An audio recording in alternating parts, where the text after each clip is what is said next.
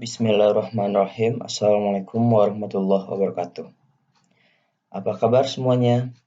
Semoga kita semua selalu dalam keadaan sehat walafiat. Amin ya rabbal alamin.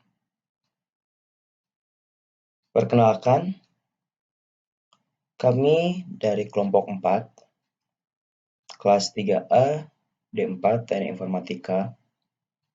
Di sini kami akan menyampaikan review mengenai apa saja materi yang telah kami dapatkan selama 1 semester, khususnya mata kuliah pengujian perangkat lunak. Kelompok 4, kami terdiri dari nama-nama yang berada pada layar.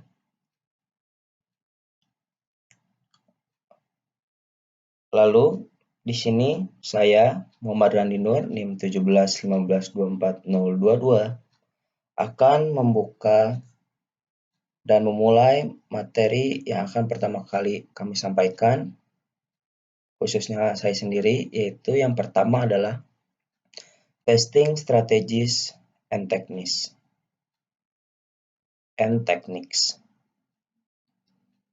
Strategi pengujian menjelaskan bagaimana tujuan perangkat lunak terpenuhi.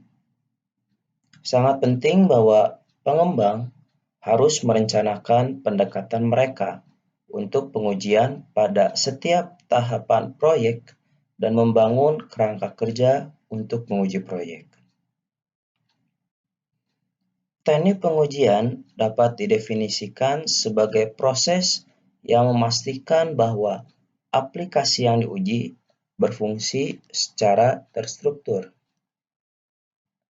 Strategi dan teknik pengujian didasarkan pada metode pengujian yang diadopsi. Mari kita mempelajari berbagai metode pengujian tersebut.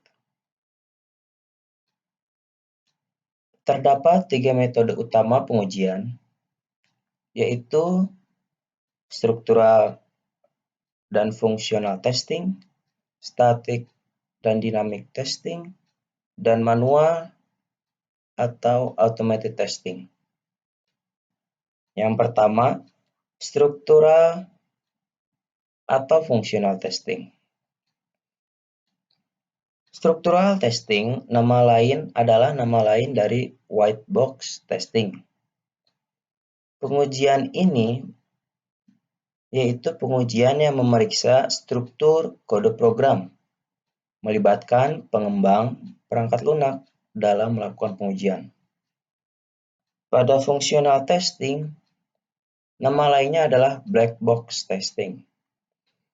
Penguji memeriksa respon suatu perangkat lunak berdasarkan input tertentu dan memeriksa apakah perangkat lunak menghasilkan output sesuai dengan yang diinginkan. Yang kedua, static atau dynamic testing.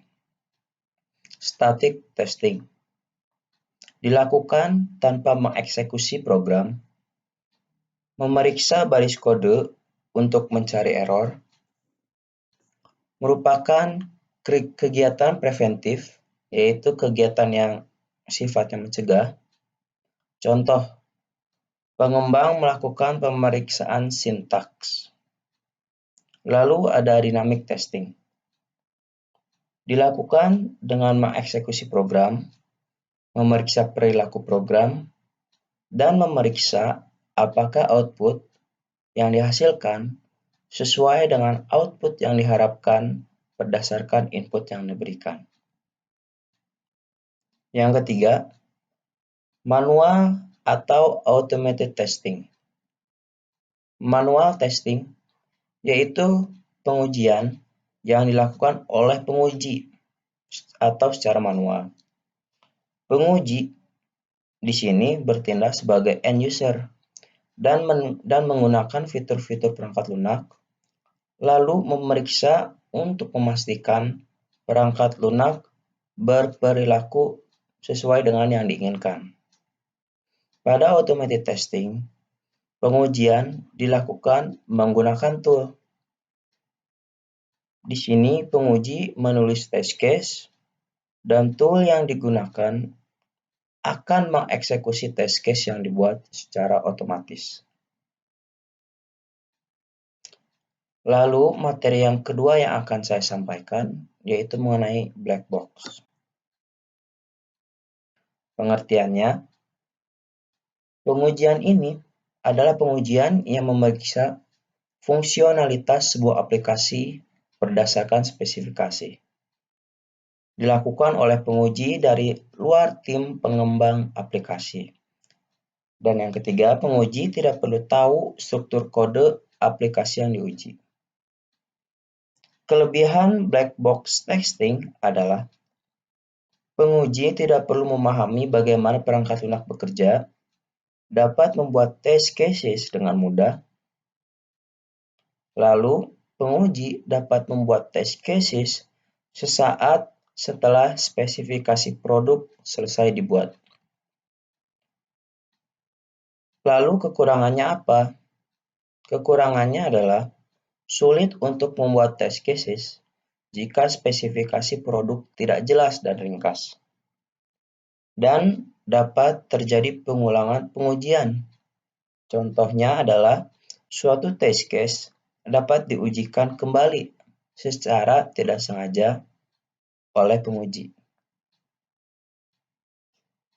Nah, untuk black box testing memiliki dua teknik, yaitu sebenarnya lebih dari dua teknik, tapi di sini saya tuliskan boundary value analysis dan equivalence partitioning.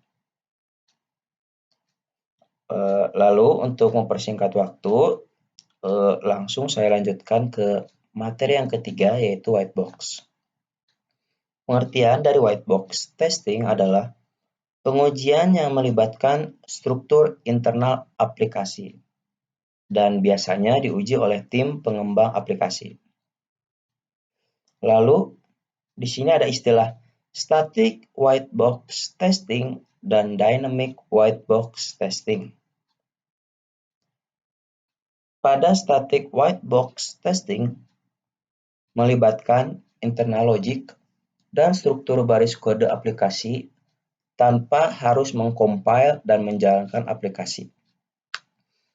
Tujuan static white box testing adalah supaya bugs dapat ditemukan sedini mungkin, karena ada kemungkinan bugs yang ditemukan menggunakan static white box testing tidak akan ditemukan pada dynamic white box testing. Lalu, dynamic white box testing adalah pemeriksaan validasi yang melibatkan pengujian dan menjalankan test cases dengan suatu nilai input dan memastikan aplikasi bekerja berdasarkan spesifikasi melalui eksekusi. Sekian pemaparan yang dapat saya sampaikan. Mohon maaf bila ada salah-salah kata. Wabillahi taufiq wal hidayah. Wassalamualaikum warahmatullahi wabarakatuh. Oke, kali ini saya akan menjelaskan mengenai life cycle testing. Nah, apa sih itu life cycle testing? Ini tuh adalah tahapan-tahapan atau proses-proses yang dilakukan saat pengujian. Nah, tahapannya itu ada 3 bagian besar. Yang pertama itu ada organizational test process, lalu ada test management process, dan dynamic test process. Nah, ketiga proses ini tuh dapat dilakukan secara sekuensial, namun tidak menutup kemungkinan proses-proses ini itu dilakukan secara iteratif. Nah, kita next aja masuk ke detail-detail pertahapan-tahapan ini.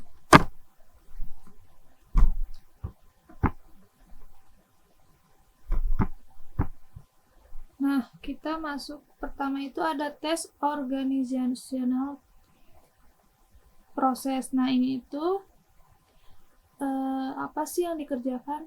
Nah, di sini itu kita membuat dan mengembangkan sebuah organizational test specification.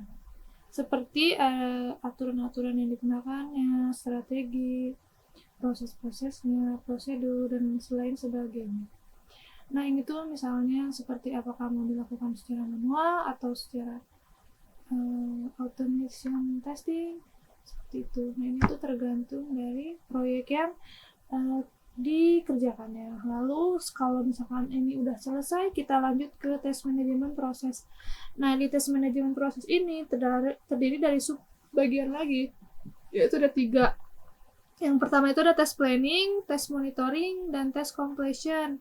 Nah, dulu kita pernah mendapatkan tugas untuk menguji sebuah web, di mana web itu adalah perpustakaan. Nah, kita itu kan pertama pastinya harus mengerti dan memahami bagaimana alur-alur dari web itu, kita tahu fiturnya, requirement-nya, dan lain-lain.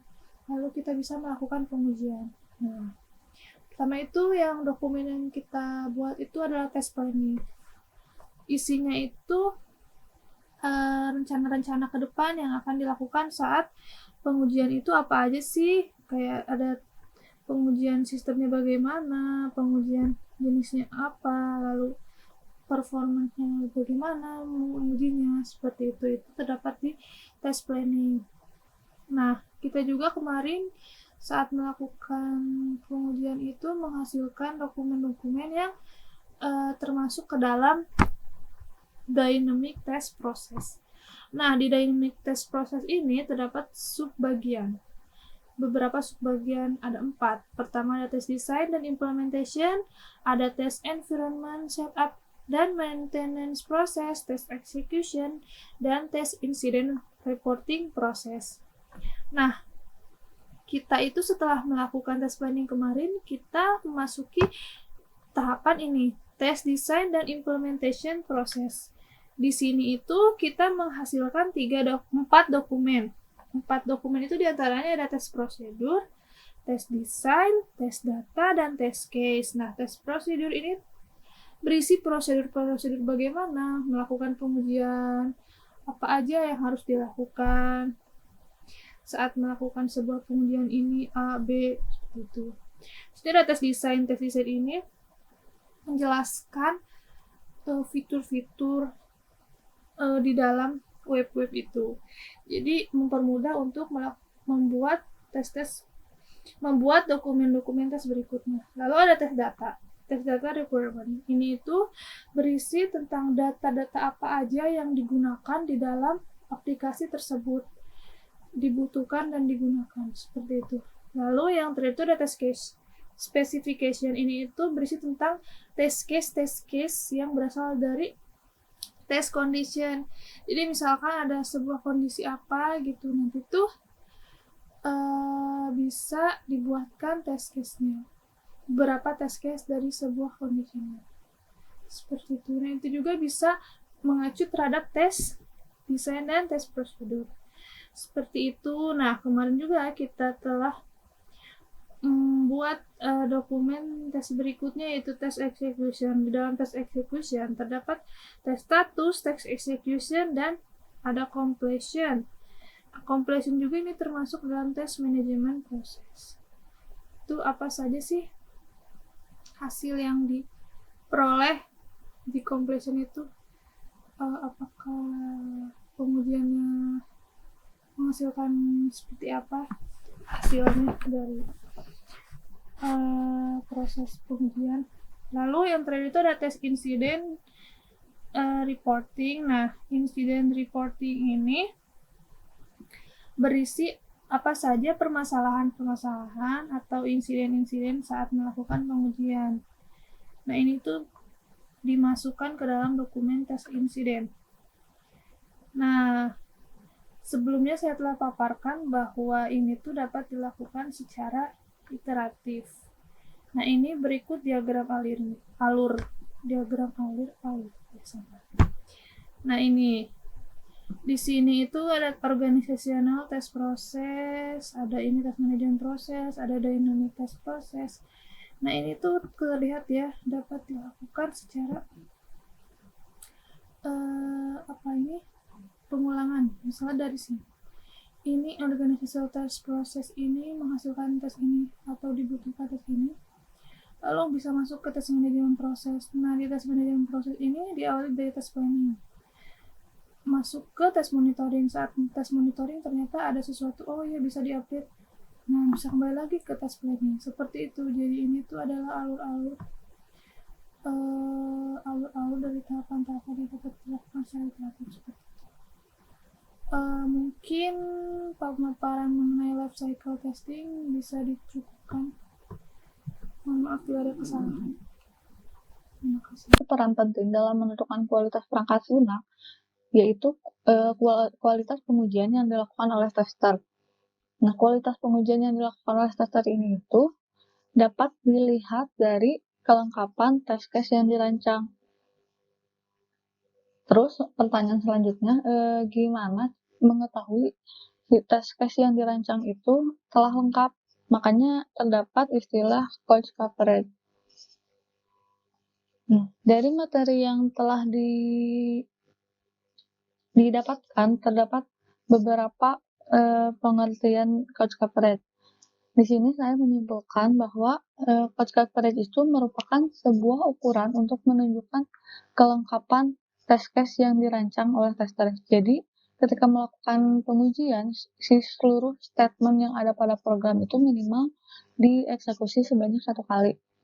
Jika hasil coach coverage nanti tidak 100%, maka terdapat statement yang tidak teruji. Terus, cara menghitung coach coverage itu sendiri dengan cara membandingkan jumlah test case yang dibuat dengan jumlah test case yang seharusnya ada dikali 100%, sehingga hasilnya nanti akan menjadi persentase dari coach coverage itu. Dalam coach coverage analysis itu, ini terdapat 4 kriteria coach coverage.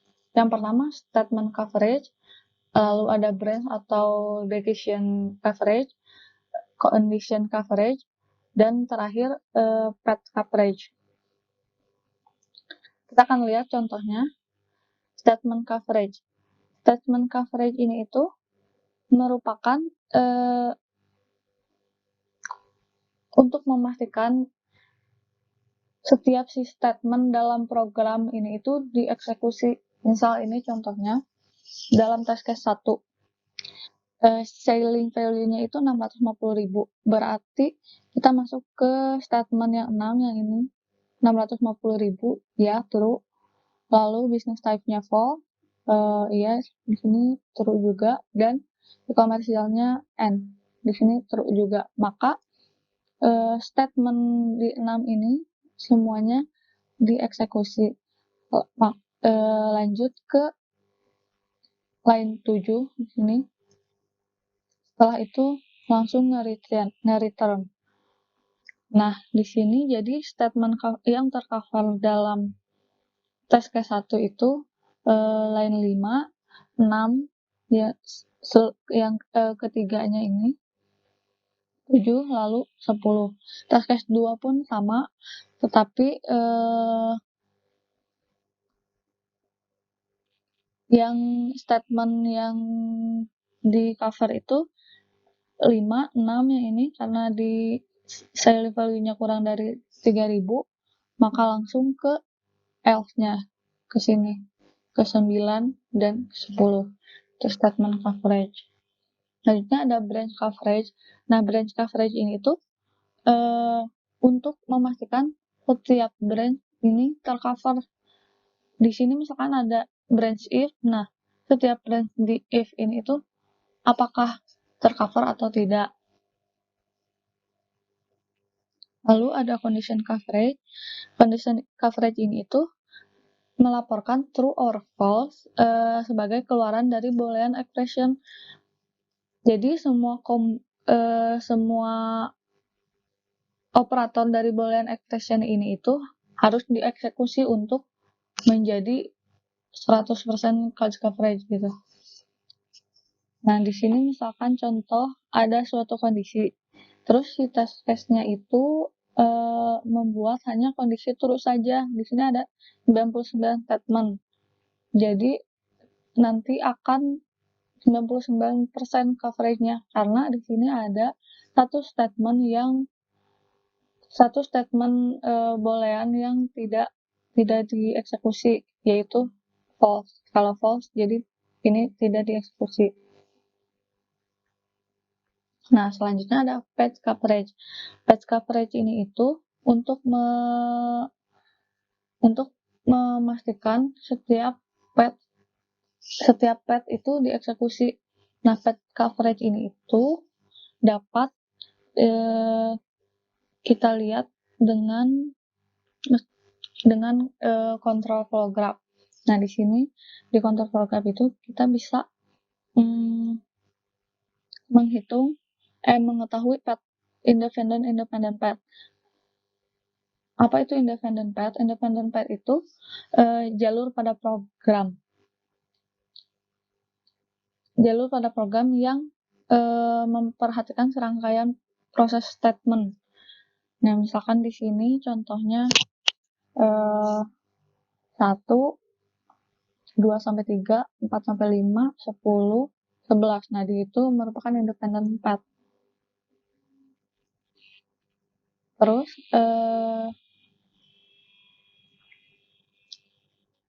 tadi kan ada control flow graph. Terus gimana nentuin banyaknya independent path dari control program? Jadi untuk mengetahui si path kita itu lengkap atau tidak itu, salah satunya bisa menggunakan rumus cyclomatic complexity. Dengan cara ini rumusnya, di mana E itu merupakan edge itu adalah penghubung antara node, ini node, N adalah node, ini. Lalu nanti hasilnya ini itu akan berupa banyaknya dari independent path yang seharusnya ada di test case yang dibuat, atau rumusnya itu dapat menggunakan ini lebih simpel. P-nya itu adalah jumlah predikat node. Jadi code coverage itu sangat penting untuk mengetahui apakah si test case yang kita buat telah lengkap atau belum. Nah, banyak juga tools yang menghitung code coverage. Jadi kita tidak perlu menghitungnya secara manual. Bisa menggunakan bantuan tools code coverage dengan bahasa yang sesuai dengan program yang dirancang. Nah, sekian mengenai code coverage. Terima kasih. Bab selanjutnya yang kita pelajari pada mata kuliah software testing adalah GUI testing. GUI testing, seperti yang udah kita tahu, GUI itu merupakan graphic user interface. Jadi, GUI testing itu adalah proses testing kepada graphic user interface. Jadi, proses testing pada graphic user interface dari SUT. Nah, dari GUI testing itu ada pengujian komponen-komponen yang ada pada bagian user interface, seperti menu, buttons atau tombol, gambar, icon, dan lain-lain.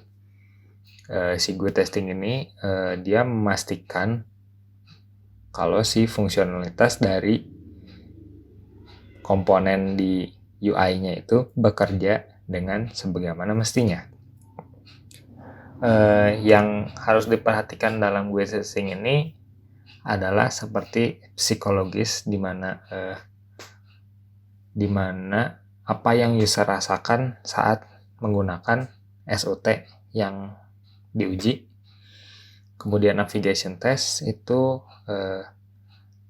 kalau misalnya kita ujinya web, itu navigasi pada web tersebut apakah memudahkan, apakah dirasa sulit oleh user, apakah berbelit-belit, apakah simple, seperti itu. Kalau semantik ini lebih ke fungsionalitas dari komponen pada UI-nya. Apakah tombolnya bekerja sebagaimana mestinya, apakah gambarnya menunjukkan gambar yang benar atau posisinya seperti apa dan sebagainya. Untuk GUI testing ini yang pasti dilakukan kepada SOT yang memiliki user interface, graphic user interface seperti pada web, aplikasi mobile, software IDE, dan lain-lain. Kemudian ada tujuan GUI testing. Jadi bagian-bagian apa yang diuji pada proses GUI testing ini? Yang pertama ada screen component. Screen component itu merupakan komponen-komponen yang ada tapi komponen yang ada tapi kemudian yang dilakukan pada GUI testing itu ada screen testing atau juga bisa disebut layout screen testing atau form screen testing, di mana ada beberapa komponen. Yang pertama itu ada screen component. Screen component itu memeriksa komponen-komponen yang ada pada tampilannya, tapi dia yang pada screen komponen ini memeriksa komponen-komponen yang ada pada tampilannya. Misalnya kalau contohnya ini kita ada form pengujian dari pengujian GUI-nya berdasarkan dokumen DR atau design requirement. Seperti Windows title, dimana kalau di contohnya ini Windows title-nya itu dia harus menampilkan nama trade partner master. Lalu kemudian ada common component. Common component itu memeriksa apakah si komponen dari GUI tersebut itu di set dengan benar atau komponen tersebut itu apakah fungsinya sudah sesuai atau belum. Misalnya seperti screen title-nya. Contohnya ada screen title, dia harus menunjukkan screen ID tersebut gitu ya. Lalu ada font, button font and color, harus seperti apa. Harus merefer juga ke dokumen apa yang menentukan misalnya ketentuan dari fontnya, buttonnya, seperti apa bentuknya, warna, dan sebagainya. Kemudian ada screen layout check. Screen layout check ini misalnya yang diperiksa itu seperti ada layout, item name, button, attribute, initial value, dan lain-lain. Jadi pada screen layout ini misalnya di contohnya itu ada item. Dia ngecek item, expected result-nya apakah seluruh item itu ada pada layar. Spell, input-nya itu dia harus bisa menampung input, misalnya search bar atau apa. Output itu ya output yang harus ditampilkan di halaman tersebut harusnya muncul atau tidak. Text box atau combo box, desainnya seperti apa, ukurannya, alignment-nya, apakah dia kiri, tengah, atau kanan, initial value dari misalnya combo box, text box, atau ada fixed value-nya. Lalu ada initial value dari radio button, format tanggal, format nomor, format karakter, dan lain-lain. Untuk selengkapnya bisa dibaca lagi dokumen yang dikasih dari Bu Asri ya kalau ini sumbernya. Lalu kemudian ada komponen GUI testing. Kalau teman-teman yang mau baca lebih detail bisa cek ke dokumen yang pernah dikasih oleh Bu Ani mengenai komponen ini. Jadi ada menu option itu seperti menu yang apakah menu tersebut dapat mengguide user dengan cepat dan ke tujuan yang tepat seperti yang user harapkan. Apakah menunya itu terlalu banyak pilihan atau bahkan terlalu sedikit, atau si menunya itu dapat dibaca dengan jelas oleh user atau tidak. Kemudian memastikan bahwa si menunya itu memberikan informasi yang user friendly. Kemudian ada menu visibility. Menu visibility ini ke menu itu gampang dijangkau atau gampang terlihat oleh user atau tidak. Lalu menu ini, si menu yang bakal kita pilih ini, apakah dia bakal membutuhkan effort yang lebih untuk mengaksesnya atau tidak.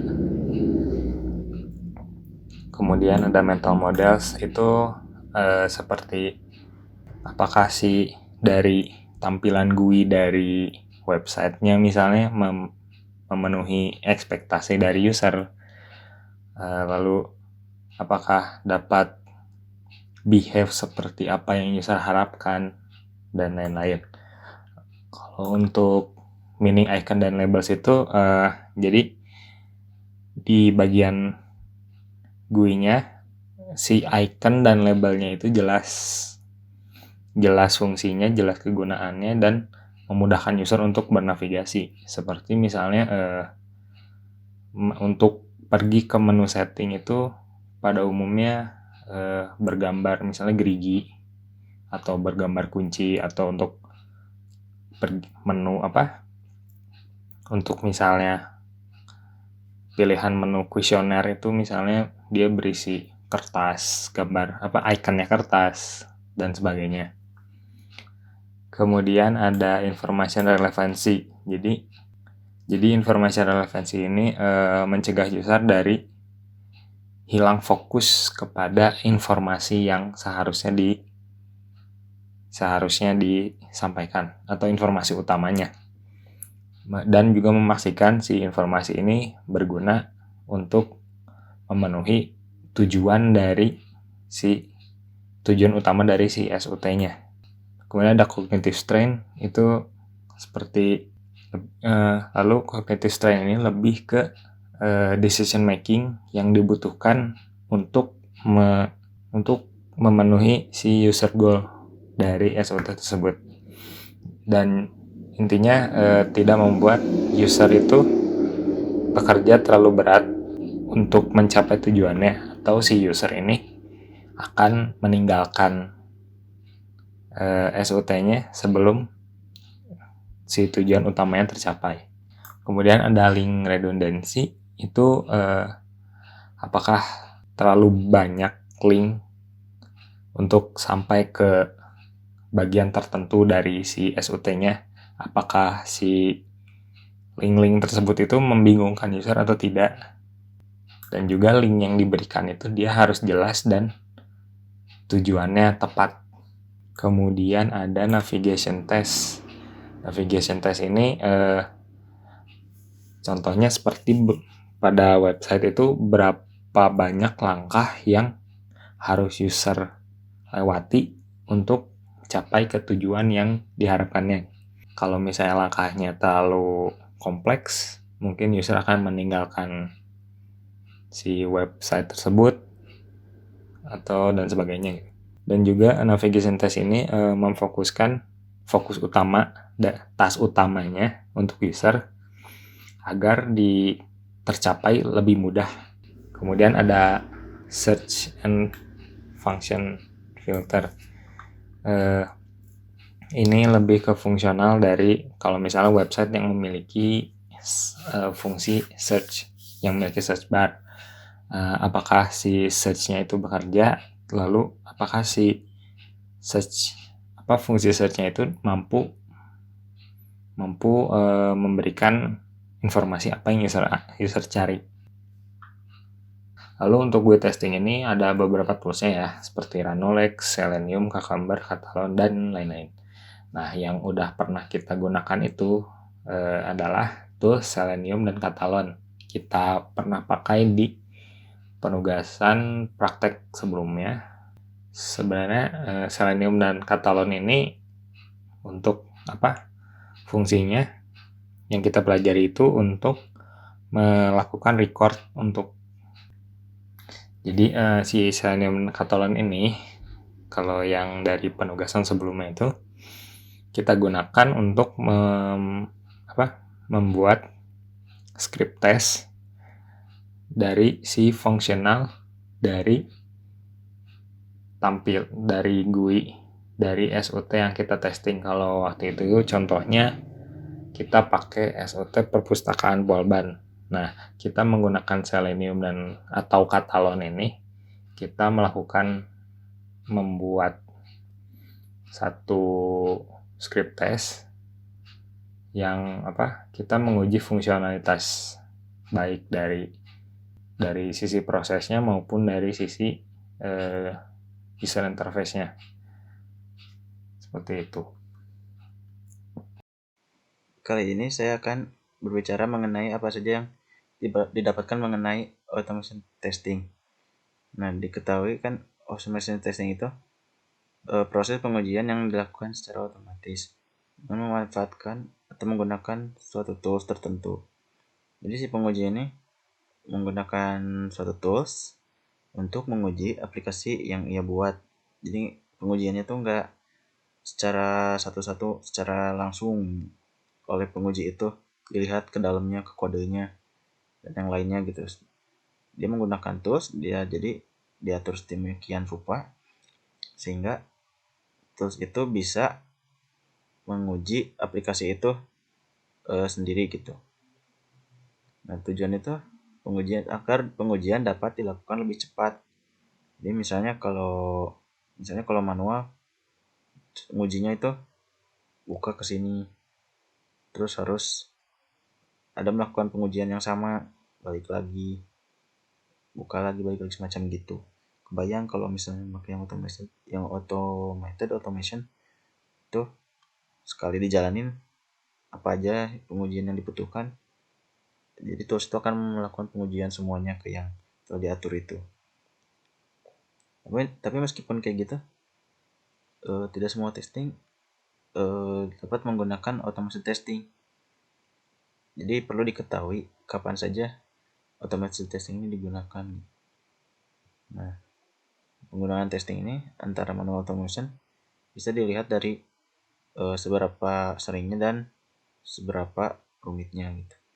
Jika testing itu dilakukan sekali dan hal itu sederhana, sebaiknya manual saja agar tidak memakan banyak biaya dan juga mungkin akan lebih cepat manual daripada automation untuk yang satu itu.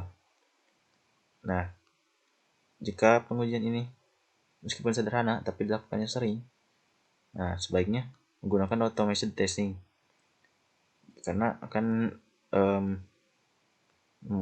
mengurangi waktu yang dibutuhkan. Jadi biar cepat gitu testingnya. Kayak misalnya kan kalau sering-sering daripada capek-capek bolak-balik secara manual, kalau bisa automation testing kan jadi lebih cepat, tinggal sekali jalan semuanya sudah merata gitu testing. Nah, jika suatu pengujian itu sekali dan sulit, nah ada baiknya juga pakai automation karena takutnya kalau manual ada yang terlewat gitu, pengujiannya. Jadi bisa diasumsikan dengan automation itu pengujian bisa dilakukan secara merata sampai hampir tidak ada yang terlewat lah gitu. Nah, apabila aplikasi atau pengujian itu sering dan sulit, mungkin satu alternatifnya itu membeli atau menjalankan software lain. Jadi nggak usah di testing gitu, jadi kayaknya udah aja cari aplikasi yang dibutuhkan gitu buat menggantikan atau menghandle kesulitan itu. Terus penggunaan automation testing ini juga perlu diperhatikan yaitu datanya dan test skenario dan toolnya. Apakah datanya sudah siap kan? Automation itu dilakukan secara otomatis, anggap aja kayak sekali jalan gitu ya. Jadi biar bagus, benar-benar sekali jalan gitu, biar secara otomatis juga benar. Ya pertama datanya harus siap, tes skenario-nya harus siap, toolsnya sudah terinstall ya. Jadi biar nggak ada ketika pengujian dilakukan, jadi biar nggak ada kesalahan dalam datanya dan tes skenario-nya. Jadi udahlah pasti gitu, dalam testing automation ini berjalan dengan baik jika tes skenario-nya kan udah benar atau datanya juga udah benar. Terus kalau penggunaan automation testing ini tidak perlu dilakukan jika aplikasinya tidak terlalu besar. Kan bayangin gitu, kalau automation testing butuh aplikasi, butuh tools lagi, butuh persiapan juga. Jadi ya anggap aja kayak kalau aplikasinya sederhana itu ya mending manual aja. Malah kalau pakai automation siap-siapnya lama gitu, anggap aja kayak gitu.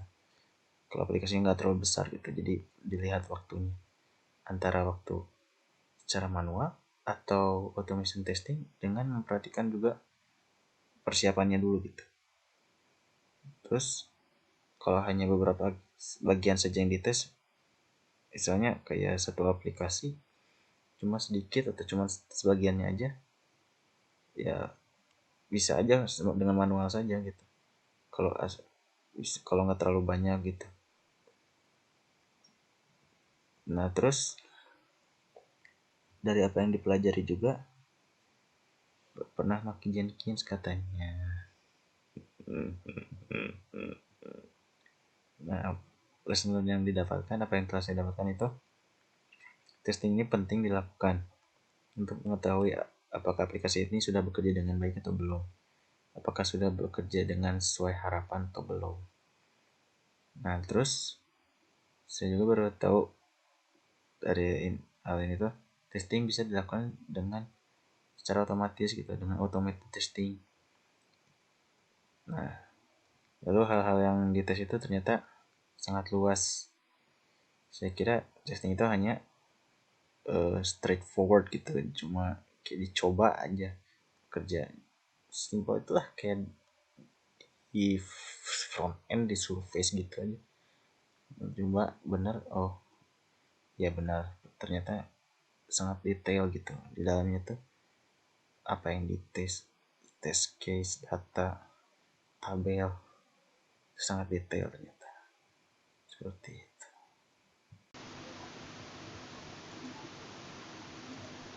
Pendahuluan, perkembangan software di era ini sangatlah cepat. Software terus berkembang seiring dengan terus bertambahnya kebutuhan dari customer. Oleh karena itu, update atau menambahkan fitur merupakan hal yang sangat sering terjadi. Akan tetapi, ada kemungkinan bahwa software update yang kita lakukan terhadap software yang sudah kita deploy atau rilis sebelumnya akan merusak software atau mengakibatkan efek samping terhadap software versi terbaru. Padahal pada versi sebelumnya software yang kita bawa itu baik-baik saja. Lalu kegunaan dari regression testing adalah fungsi utamanya itu untuk memastikan bugs sudah diperbaiki dan fitur baru yang akan ditambahkan tidak mengakibatkan efek samping terhadap versi software sebelumnya. Lalu pentingnya regression test. Berikut ada beberapa poin ya. Poin pertama itu, Google menyatakan dalam per menitnya terjadi lebih dari 20 perubahan code. Lalu file itu mengalami perubahan sebesar 50% per bulannya. Lalu poin berikutnya ada 20.000 line of code itu membutuhkan waktu 7 minggu. Lalu selama eksekusi terdapat kesalahan yang mengakibatkan fault atau gagal. Perlu upaya untuk menemukan kesalahan tersebut dengan biaya yang tidak kecil. Jadi pada intinya itu, regression test itu akan sangat membantu meminimalisasi biaya. Karena bisa dilihat, poin-poin di sini menunjukkan bahwa development sebuah software dan testing itu membutuhkan biaya yang mahal karena membutuhkan waktu yang banyak. Lalu ada regression testing techniques. Pertama ada pretest all, lalu ada test case minimizing, test case selection, test case prioritization, dan yang terakhir adalah regression test optimization. Lalu yang pertama dari test all, Teknik ini menguji ulang semua test case yang ada. Teknik ini juga cukup mahal karena membutuhkan waktu yang cukup banyak, karena teknik ini perlu untuk merun ulang semua test case-nya. Akan tapi teknik ini cukup baik untuk memastikan tidak ada error terhadap modified code. Lalu ada test case minimizing. Test case minimization pada intinya itu melakukan pengurangan atau reduksi terhadap test suite dengan cara menghilangkan test case yang redundant dan obsolete. Test case redundant adalah test case yang saat diujikan menghasilkan result yang sama. Sehingga daripada menguji beberapa test case yang menghasilkan keluaran yang sama, maka lebih baik test case tersebut dihilangkan. Lalu untuk obsolete test case itu, test case yang sudah tidak relevan lagi untuk digunakan. Hal ini mungkin saja terjadi jika test case yang digunakan ini dulunya untuk menguji fitur yang sudah dihilangkan atau sudah diupdate. Lalu ada test case selection. Sebetulnya test case selection ini cukup mirip dengan test case minimizing, akan tetapi beda dalam pendekatannya saja. Jika test case minimizing itu mengurangi test case dengan cara menghilangkan yang redundant dan obsolete, maka test case selection itu menghilangkan test case yang sudah tidak terkait dengan penambahan atau modifikasi pada sistem. Test case selection lebih ke mencari keterkaitan atau hubungan antar fitur agar bisa menemukan test case yang cocok gitu, yang berkaitan, dan menghilangkan test case yang tidak berhubungan. Lalu ada test case prioritization. Test case prioritization itu cukup berbeda dengan regression test teknik yang sebelumnya. Jika yang sebelumnya itu lebih berfokus pada reduksi dari test suite, maka test case prioritization ini tidak berfokus pada reduksi, akan tetapi melakukan prioritisasi dengan cara mengurutkan test case mulai dari yang paling penting ke yang tidak. Namun, ini juga nggak berarti bahwa test case prioritization ini akan mengeksekusi seluruh test case yang ada. Algoritma pada test case prioritization itu memungkinkan proses regression test untuk dihentikan pada titik tertentu, seperti titik di mana seluruh fault telah terdeteksi. Tingkat pentingnya test case juga bisa dilihat dari nilai coverage dan juga nilai fault detection. Lalu yang terakhir ada regression test optimization. Regression test optimization ini melakukan optimisasi pada test case dengan bantuan AI atau artificial intelligence. Dan juga regression test optimization ini bisa dilakukan dengan melalui beberapa pendekatan. Di antaranya ada pendekatan fuzzy logic dan heuristic based.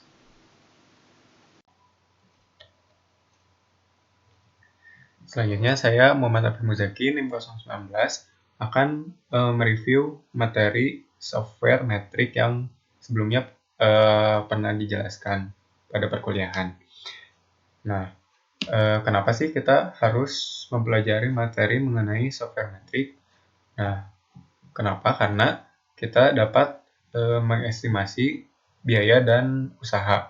Yang pertama tuh, untuk mengukur korelasi antara spesifikasi dan produk akhir. Nah, yang kedua, meningkatkan produktivitas, mengukur value dan biaya dari si software. Nah, yang ketiga itu meningkatkan software kualitas yang mengukur usability, efisiensi, dan maintainability. Yang keempat ada meningkatkan reliability yang mengukur banyaknya waktu kegagalan. Nah, yang terakhir mengevaluasi metode dan alat. Nah, ini tuh mengukur produktivitas, kualitas, dan keandalan. Nah, selanjutnya goals atau tujuan dari materi itu yang pertama tuh untuk menetapkan anggaran proyek software.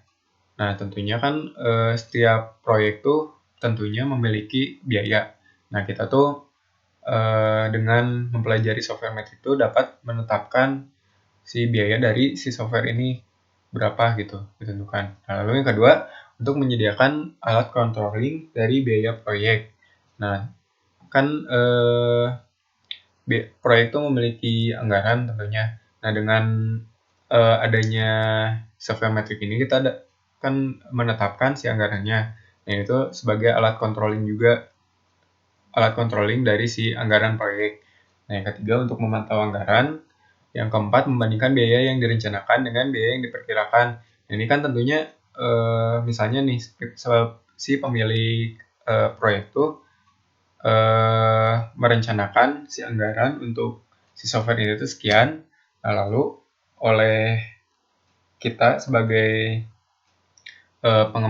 pembuat si software itu menentukan juga si software ini tuh dengan menggunakan software metric itu berapa si biaya yang diperkirakannya. Nah, nanti dibandingkan gitu untuk menentukan harga akhir dari si softwarenya.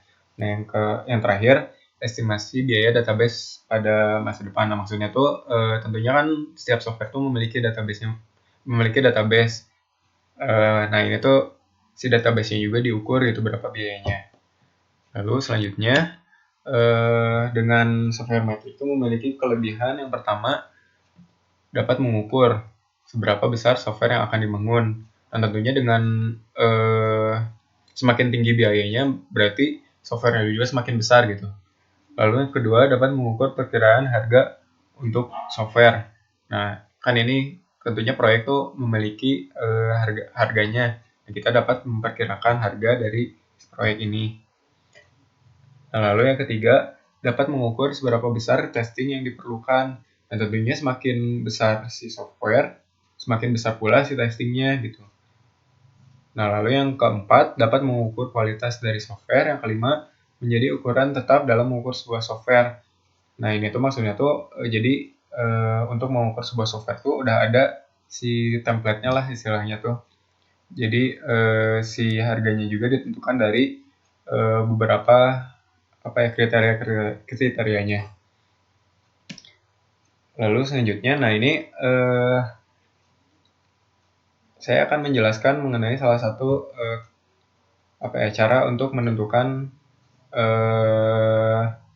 cara untuk mengukur biaya dari si software dengan menggunakan function point analysis. Nah, apa sih function point analysis itu? Yaitu standar unit yang dapat mengukur fungsionalitas dari software itu tuh sebesar apa. Nah,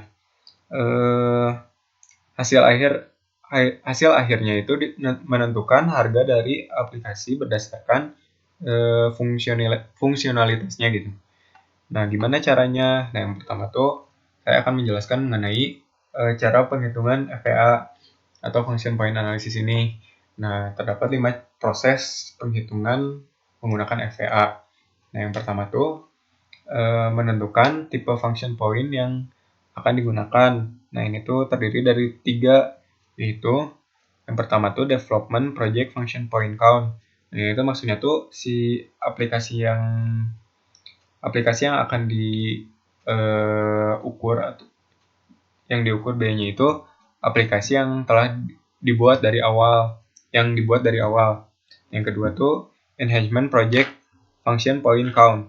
Nah, itu mengukur aplikasi yang sudah ada sebelumnya terus mau ditambahkan gitu atau dikembangkan. Nah, yang ketiga application function point count. Nah, ini tuh untuk mengukur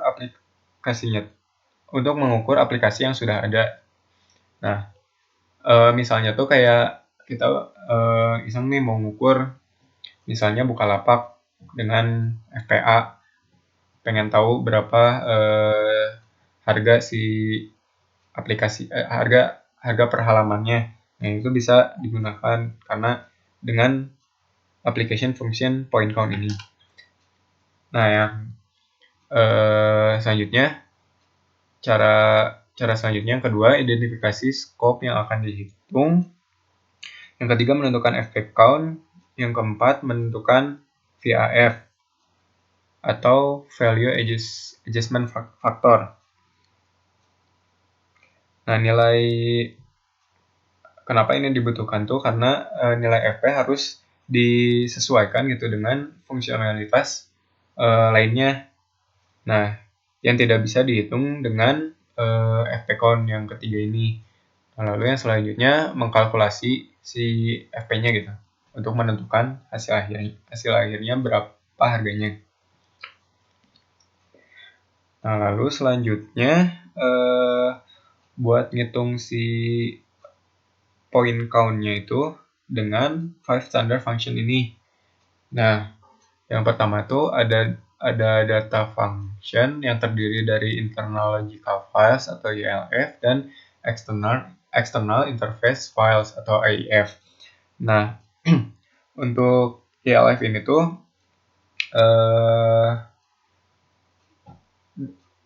untuk ILF ini tuh contohnya tuh seperti database dari si aplikasinya.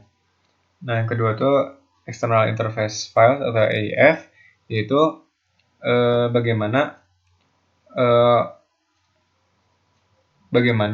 si user memasukkan sebuah data ke dalam database. Misalnya tuh contohnya tuh kita disuruh mengupload sebuah foto. Nah, kita kan ngupload nih si fotonya. Nah, itu tuh masuk ke misalnya ke database dari biodata si usernya gitu misalnya. Lalu selanjutnya transactional function. Nah, ini terdiri dari 3, yaitu external input atau EI, yang kedua external output atau EO, yang ketiga external inquiries atau EQI. Nah, untuk external input ini yaitu inputan yang dapat diinputkan oleh user. Misalnya nih, kita ngisi dalam satu aplikasi itu kita ngisi biodata, nama, kelas. Nah, kan ada kolom untuk mengisi. Nah, itu masuknya ke EI yang diinputkan oleh user gitu. Nah, lalu yang kedua external output atau IO, yaitu hasil pengolahan data. Nah, misalnya kan contohnya tuh misalnya kita memasukkan data tanggal lahir gitu misalnya. Kita masukkan tanggal 5 misalnya, tanggal 5 bulan 8 tahun 99. Lalu kita masukkan, maka keluar dari si aplikasinya itu keluar umur kita tuh berapa. Nah, itu tuh masuknya ke external output, hasil pengolahan data. Jadi si outputnya tuh hasil pengolahan data dari inputan si user. Nah, lalu yang ketiga yang acute external inquiries tadi, yaitu data yang sudah ada pada database yang diinputkan oleh user. Misalnya tuh contohnya tuh misalnya nih di aplikasi BPJS kita tuh memasukkan alamat. Nah, alamat yang kita masukkan itu sebelumnya tuh udah ada di database. Misalnya kayak pertamanya milih provinsinya dulu, misalnya provinsi Jawa Barat gitu. Nah, terus nanti keluar kecamatan, kotanya dulu, kotanya apa, kota Bandung misalnya pilih. Terus muncul lagi kecamatan misalnya Cidadap. Nah, itu tuh sebelumnya kan udah ada di dalam database. Nah, kita tinggal pilih gitu sebagai user. Itu masuknya ke external inquiries. Lalu selanjutnya langsung saja ke contoh penghitungannya. Untuk contohnya, saya mengambil contoh dari yang pernah diberikan mengenai aplikasi SIM online Korlantas Polri. Nah, ini untuk halaman yang akan dihitungnya yaitu halaman konfirmasi pada pendaftaran. Nah, kan tadi udah dijelaskan gitu ada 5 function point yang harus dihitung PA-nya. Yang pertama kan tadi EI-nya. Nah, untuk menghitung EI ini ada udah ada si tabel ukurannya gitu.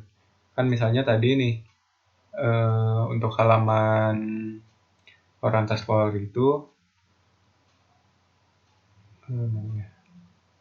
nah ini memiliki 6 jenis CI-nya, yaitu metode pembayaran, date picker, box captcha, checkbox, dan lain-lain.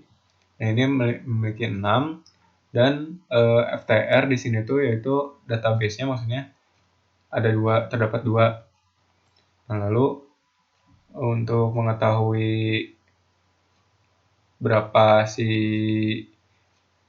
ukurannya, berapa si value-nya, nah kan tadi si FTR-nya 2 nih. Masuk ke tabel yang kedua, kolom yang kedua. Lalu tadi tuh si DET atau DET dari si IAI-nya tuh 6. Nah, masuk ke sini kan, di yang A itu apa? Average di sini. Nah, average itu berapa sih ukurannya, si nilainya? Nah, si nilainya tuh 4 untuk EI. Nah, lalu ketahuan aja nilainya nih. Nilai average itu kan 4. Nah, untuk IO dan EQ dan yang lain-lainnya sama perhitungannya seperti itu. Contohnya. Nah, selanjutnya kan misalnya udah nih kita menentukan si 5 jenis function point-nya nih. Lalu selanjutnya kita menentukan si VAF-nya atau value adjustment factor tadi yang step ke-4 kalau misalnya. Step ke-4. Nah, yang pertama tuh kan udah ada nih si pertanyaannya, ada 14 pertanyaan dengan menjawab pertanyaan-pertanyaan ini sesuai dengan sesuai dengan halaman atau aplikasi yang akan dihitung, lalu dijawab dengan bobot mengikuti dari tabel ini, tabel degree ini nih, dengan deskripsi ini ada 0 sampai 5. Nah, tentukan bobotnya. Nah, lalu setelah bobot di jumlah atau TDI di sini totalnya, lalu untuk menghitung si nilai VAF itu dengan rumus ini, VAF sama dengan 0,65 tambah dalam kurung TDI kali 0,01. Nah, kan ini di contoh tadi tuh TDI-nya udah ketahuan nih 43. Nah, dimasukin ke rumus tadi, misalnya tuh 1,08 dapat VAF-nya. Lalu selanjutnya untuk mengkalkulasi tadi yang step terakhir, kita perlu rumusnya itu mengkalkulasikan OAF dengan VAF. Nah, kan tadi udah dapat nih VAF-nya 1,08. Lalu kita menghitung juga si OAF-nya yang tadi itu yang 5 function point tadi. Nah, dihitung ke sini. Kan tadi misalnya tadi yang IAI itu 4 kan. Terus tambahin yang IO. Nah, ini hasil dari IO, EQ, ILF, IF. Ini udah dapat dijumlahkan dapat OAF-nya 17. Nah, masukin ke rumus dari si function point-nya. Function point-nya OAF kali VAF. OAF-nya 17, VAF-nya 18,08. Dapat hasilnya yaitu 18,36. Nah, kemudian hasil akhirnya tuh kita tentukan nih berapa harga per function point-nya. Nah, di sini di dalam contoh satu function point itu dihargai 100.000. Nah, ini sebenarnya bisa ditentukan dengan kesepakatan gitu. Nah, di sini tapi biasanya 100.000 per function point. Nah, di sini kan dapat tadi FP-nya 18,36 dikali 100.000, hasilnya tuh 1.836.000. Si harga dari halaman si pendaftaran ini, konfirmasi pendaftaran ini.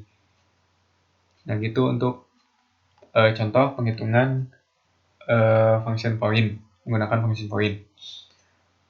Mungkin sekian penjelasan dari saya dan dari kelompok kami. Mohon maaf jika belum jelas penjelasannya. Terima kasih yang telah memperhatikan sampai dengan materi terakhir ini. Assalamualaikum warahmatullahi wabarakatuh.